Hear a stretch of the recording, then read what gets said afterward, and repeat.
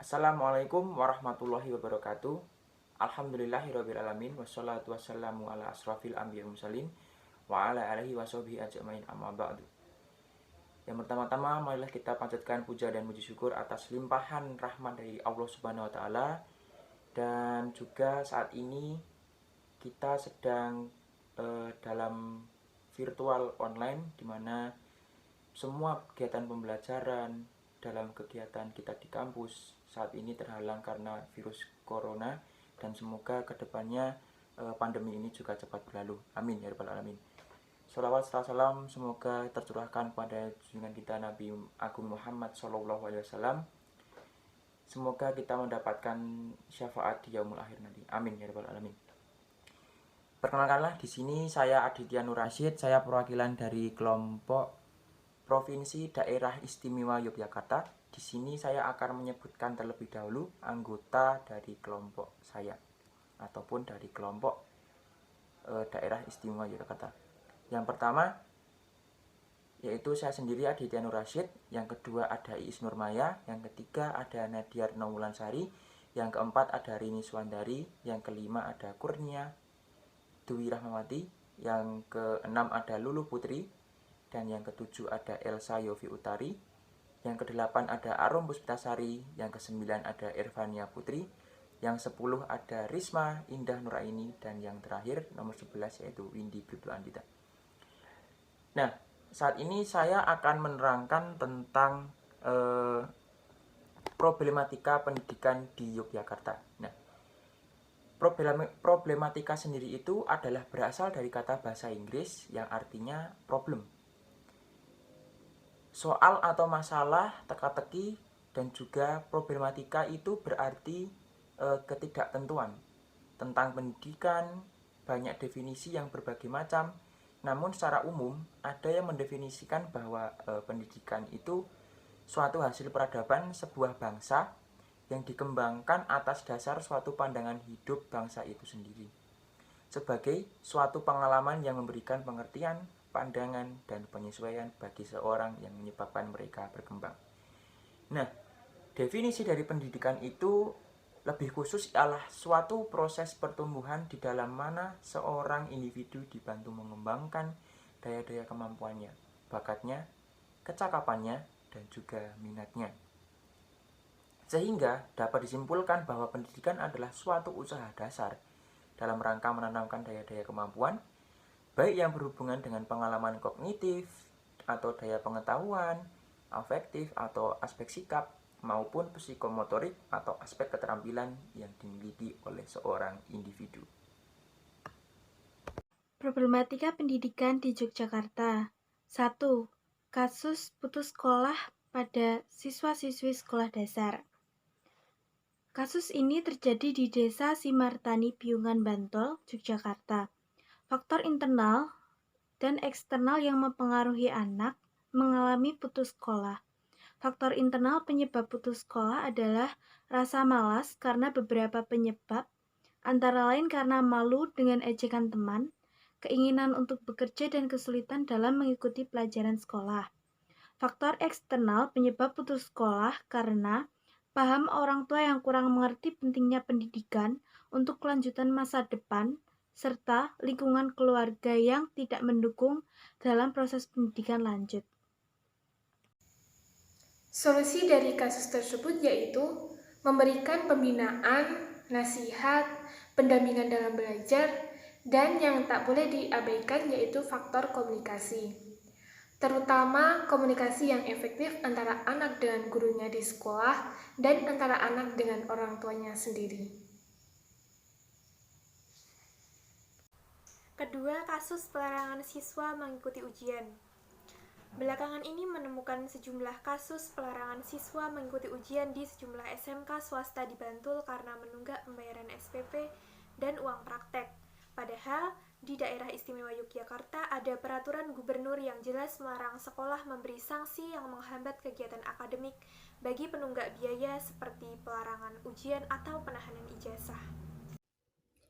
Jadi di sini saya akan memberikan solusi problematika pendidikan di Provinsi Yogyakarta tentang kasus pelarangan siswa mengikuti ujian dikarenakan adanya penunggakan uang SPP dan uang praktek. Solusinya, sebaiknya pada awal semester baru, sekolah mengajak orang tua untuk menabung. Bertujuan apabila saat membayar biaya sekolah dan tidak dapat melunasi, maka akan terbantu dengan adanya tabungan tersebut. 3. Penahanan ijazah. Masalah akademik tidak bisa disangkutkan dengan masalah keuangan. Jika sekolah sampai menahan ijazah, itu sama saja dengan sekolah menggelapkan ijazah dan bisa berujung pada pidana. Sebab ijazah merupakan dokumen negara dan yang boleh menyimpannya adalah yang memiliki nama di ijazah tersebut. Solusi dari problematika penahanan ijazah ini adalah sebaiknya dari awal masuk semester baru, sekolah mengajak orang tua atau wali murid untuk menabung yang bertujuan apabila pada saat siswa harus membayar biaya sekolah dan tidak mampu melunasinya, maka akan terbantu dengan adanya tabungan tersebut. 4. Kurangnya pengembangan karakter pada siswa. Pendidikan karakter di sekolah memang melahirkan anak-anak yang cerdas secara akademis, tetapi tidak melahirkan sikap atau nilai-nilai moral dan sopan santun dalam kehidupan bermasyarakat. Hal itu sudah menunjukkan pendidikan karakter yang sudah mulai luntur dalam pendidikan di sekolah-sekolah. Adanya beberapa hal yang terjadi di lingkungan sekolah sehingga pendidikan karakter di sekolah tidak terlaksana dengan baik. Berikut contoh halnya. Pertama, faktor lingkungan sekolah. Faktor lingkungan sekolah yang tidak baik dalam proses pendidikan di sekolah, siswa tidak selalu mendapatkan lingkungan yang sesuai dengan kondisi pada anak. Walaupun anak dididik berperilaku baik sejak dini, tetapi saat sudah beranjak dewasa dan bergaul dengan lingkungan yang tidak baik, terkhusus di sekolah, karena sekolah tempat mencari ilmu, dan ada peran guru sebagai suri tauladan sangat berpengaruh pada pengembangan kepribadian anak. Faktor diri anak sendiri. Apabila anak memiliki mental dan sanggup tidak mengikuti atau terjerumus dalam lingkungan yang tidak baik, anak akan merealisasikan pendidikan karakter yang diajarkan di sekolah ke kehidupan bermasyarakat. Solusi bisa dengan cara bimbingan, yaitu orang tua harus membangun nilai-nilai pendidikan karakter sedini mungkin kepada anak. Guru dan sekolah mengadakan adanya pembelajaran atau pendidikan karakter untuk mengembangkan karakter anak, dan lingkungan masyarakat juga ikut andil dalam pengembangan karakter anak. 5. Pungutan biaya pendaftaran siswa baru. Pungutan biasanya berkenaan dengan kemampuan sekolah dalam membiayai operasional kegiatan belajar. Namun, tak menutup kemungkinan ada pula permainan oknum. Pungutan oleh satuan pendidikan dalam rangka memenuhi tanggung jawab peserta didik.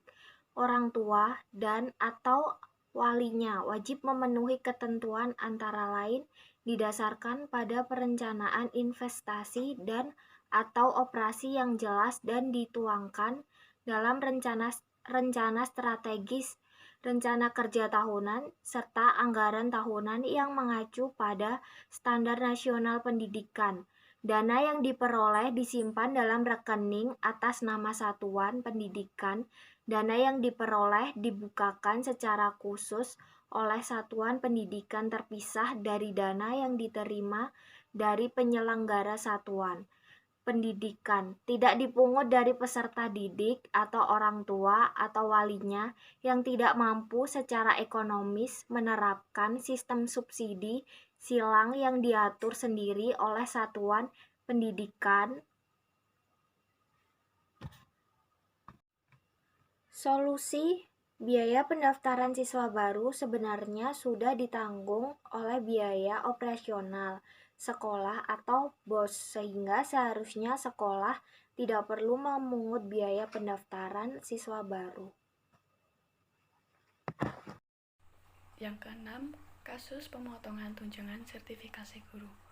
Kasus pemotongan tunjangan sertifikasi guru untuk pembiayaan penanggulangan wabah global pandemi COVID-19, banyak guru yang keberatan karena adanya dugaan kejahatan yang dikemas seolah-olah pemotongan sebagai bentuk sumbangan dari kebijakan atasan. Untuk solusinya adalah sebaiknya jangan dipotong karena seperti saat ini guru-guru juga terdampak. Dari sektor ekonomi juga, berdasarkan data tahun 2020, pemangkasan bisa memanfaatkan dana penyelenggaraan ujian nasional atau UN. Seperti diketahui, pemerintah sudah memutuskan UN tahun ini ditiadakan. Sementara anggaran UN tahun ini sekitar 400 miliar rupiah. Pada intinya, pemerintah jangan sampai mengurangi hak-hak guru yang sudah didapat selama ini, termasuk hak mendapatkan TPG atau tunjangan profesi guru.